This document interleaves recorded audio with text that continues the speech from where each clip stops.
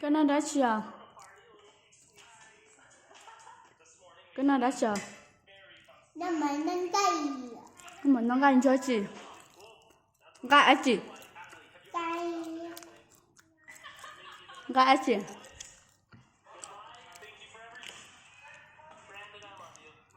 What do you eat? We should drink water in our in Gaia. Gai trường. Còn nó hui chả. Gai nó hui chả. Chicken. Còn gai cái nó hơn nữa cho gai chị. Chicken. Chicken. Paka. Huh? Paka. Froggy. Froggy. Dạ. Cứ copy ear lại. Rõ. Cứ copy ear. Froggy ear lại.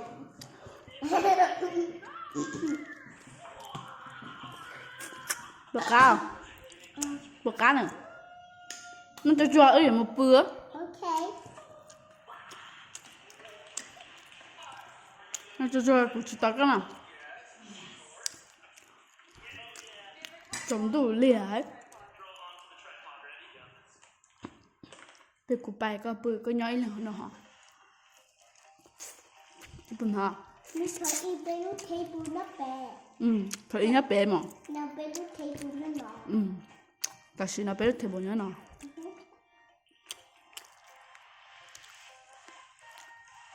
Mami. Hả? Thôi đi của con đi ôm nhưng mà mama. Mày mà. Nó bên mua giặt gì.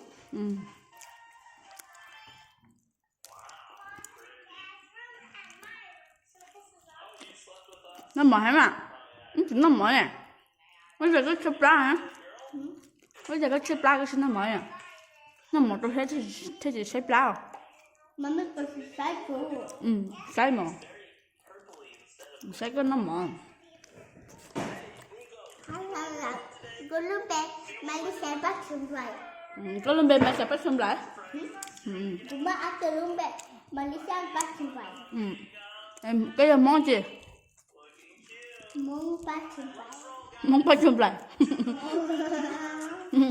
Tôi thấy cái đêm món bắt xong lại rồi. Ăn phụ đi khi. Phụ tục khăn. Cái nó chỉ tại mà miếng thật cái này. Dạ. Còn đó cái này. Của nó mà chỉ cả. Nó mà chỉ tại nó cả tam đó. Nó cả tam đó. Đấy chứ nó cả tam. Chả cái chứ nó cả tam. Bây cá. Ít bớt cả. Ít bớt cả. Hay dùng rồi. Cái hai yên đây. Nó mà tôi cho gì mà bự lìa. Wow. Cái phần hả? Ấy phải ao đi.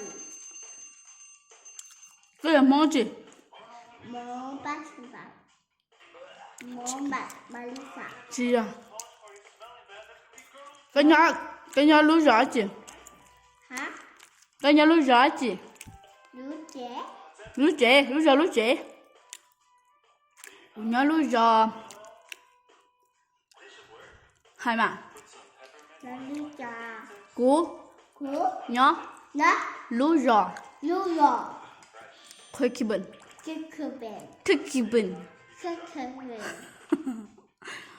Cái lúc Tết chơi gì? Thích chơi. Nó. Cái lúc Tết chơi gì? Australia.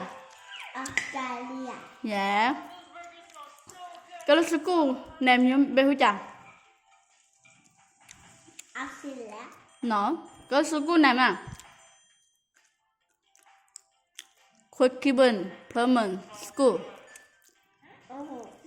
Bây giờ. Hãy luyện nào. Chào chị nào. Bye nào. Say bye.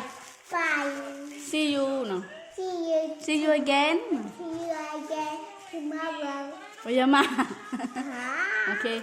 Good night. Good night. Bye.